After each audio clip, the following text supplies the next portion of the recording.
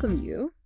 Today, we're doing a deep dive into something pretty fun, summer family vacations. Yeah, fun, but sometimes complicated to plan. Totally. We've actually got some interesting notes here from someone planning a special trip for their family. Right. And our mission today is sort of to look at what this one family is dreaming up for their summer break. Exactly. We want to unpack their ideas, see what they're really hoping for, what's important. See what makes that perfect trip for them. So the headline is, they're thinking Southeast Asia, and specifically like a beach resort kind of vibe. Okay. Let's get into these notes and see what's really going on. Okay, so first up, Southeast Asia. That's the big destination idea. Yeah, that's a super popular region for families, and for good reason. Why do you think that is? What's the big pull? Well, it often gives you this great mix. You know, you get culture, amazing scenery, beautiful beaches, and honestly, often better value compared to, say, Europe or parts of North America. That really matters when you're traveling with kids, balancing the budget. Right, makes sense.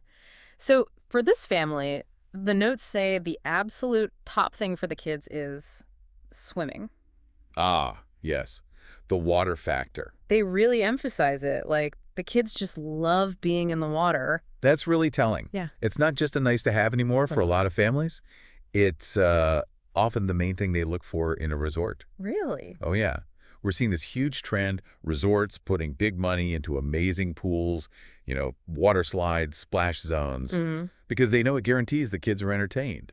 And maybe more importantly, it gives the parents some actual downtime. Downtime, yes. Which brings us to the parents' wish list. Always important. So while kids are, splashing away, the note says the parent hopes to just sit and have a cold beer with their husband watching the sunset. See, that sounds simple, doesn't it? Yeah, very relaxing. But it captures something huge about family travel planning. It's not just about the kid's schedule. Right. It's about finding those adult moments, time to connect, relax, just breathe. And the travel trend reflects that.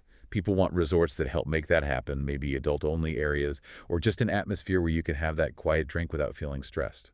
Okay, so moving on to the specifics of the resort itself, they have some must-haves. The non-negotiables. It absolutely has to be near the beach. That's one. Makes sense for Southeast Asia. Beach access is usually key. And this is crucial. It must have a pool with a slide. Ah, the slide, yes.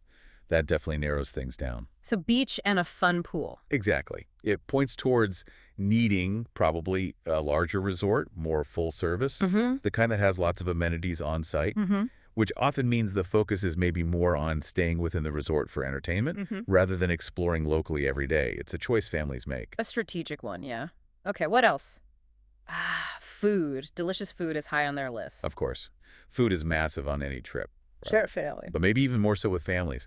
Picky eaters, keeping everyone happy. The trend now isn't just like basic buffets.